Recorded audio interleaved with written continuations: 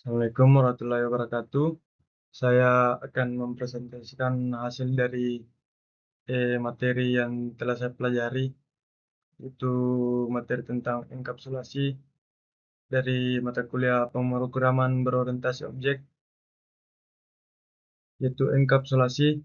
Enkapsulasi adalah salah satu yang paling terpenting di dalam pemrograman berorientasi objek, ya, atau bisa disebut OOP. Karena tahap enkapsulasi ia menentukan pemberian hak akses pada setiap properti atau metode. Enkapsulasi pada OOP terdiri dari tiga, yaitu public, privat, dan protected. Enkapsulasi adalah metode untuk mengatur struktur pada kelas dengan tujuan untuk menentukan hak akses pada properti atau metode. Ini bertujuan untuk menyembunyikan informasi dari metode dan properti dengan alasan keamanan. Enkapsulasi, adapun publik, ketika sebuah properti maupun metode ini diset menjadi publik, maka seluruh kode program di luar maupun di dalam di dalam dari kelas bisa mengakses properti maupun metode, termasuk juga untuk kelas turunannya. Contohnya ini baris 2 sampai 9. Di sini saya membuat kelas bernama motor. Di dalamnya ada properti, nama dan metode, dan jalan. Keduanya menggunakan akses modifier publik, artinya bisa diakses dari luar kelas. Baris 13, saya membuat objek baru dari kelas motor dengan nama saksi motor. Ini disebut instansiasi, yaitu proses membuat objek dari kelas. Baris 15, saya memberi nilai ke properti nama, yaitu Brian Abraham. Karena properti publik, maka bisa diakses langsung dari luar kelas. Baris 17 dan 18, Eko kita memanggil saksi motor nama, menampilkan nama motor, dan Eko saksi motor jalan memanggil metode di dalam kelas dan menampilkan teks menjalankan motornya.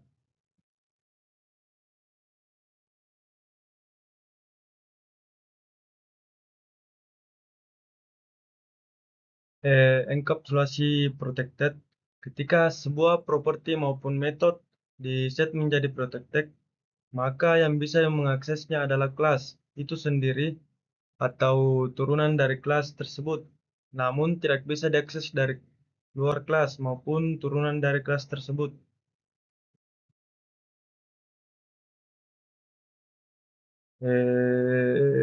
Misalnya ini, kalau properti atau metode diberi akses protected, maka hanya bisa digunakan di dalam kelas itu sendiri dan kelas turunannya, tapi tidak bisa diakses langsung dari luar.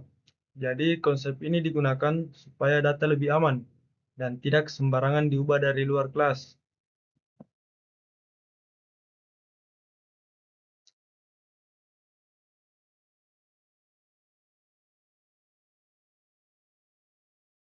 Adapun contoh ketika sebuah properti maupun metode di set menjadi privat, maka yang bisa mengaksesnya hanya kelas itu sendiri, dan kelas lain maupun kelas turunannya tidak bisa mengakses properti atau metode tersebut.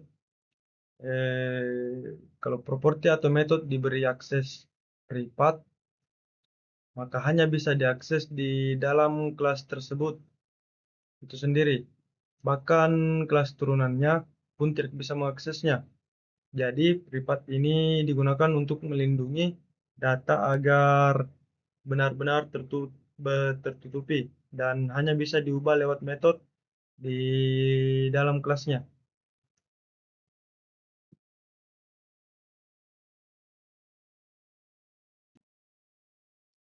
Dan adapun tabel dari access modifier dan eh, public. Public artinya bisa diakses dari mana saja, baik dari dalam kelas, dari kelas turunan, maupun dari luar kelas. Protected hanya bisa diakses di dalam kelas itu sendiri dan di kelas turunannya, tapi tidak bisa dari luar. privat adalah yang paling tertutupi, karena hanya bisa diakses di kelas sendiri dan tidak bisa diakses dari kelas turunan maupun kelas lainnya.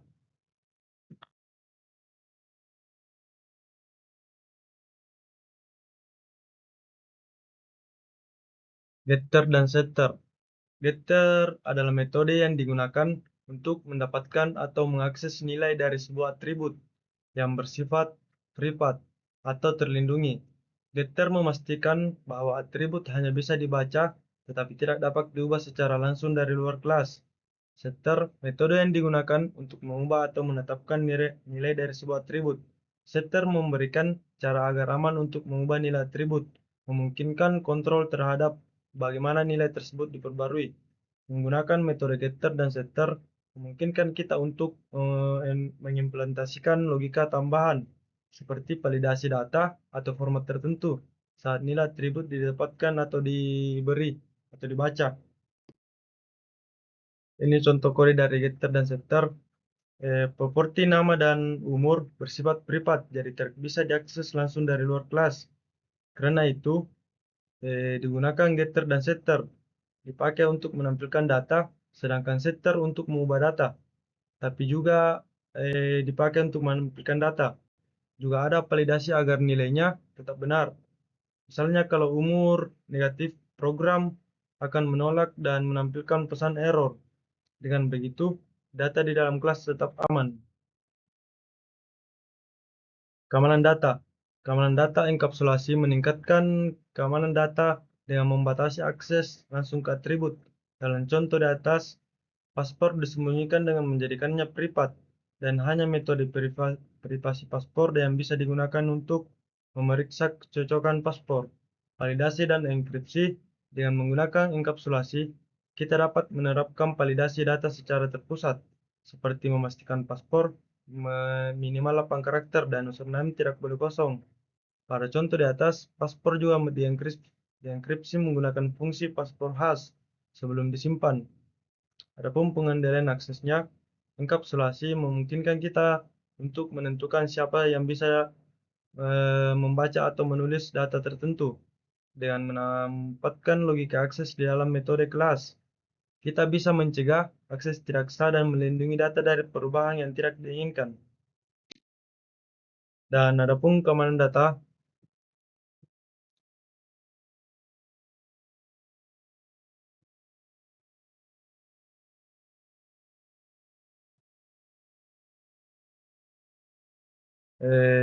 ada data hiding untuk menyembunyikan data sensitif seperti paspor.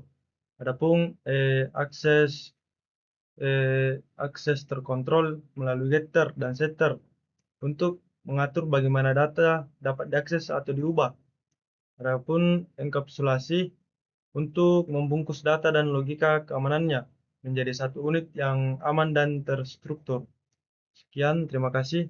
Assalamualaikum warahmatullahi wabarakatuh.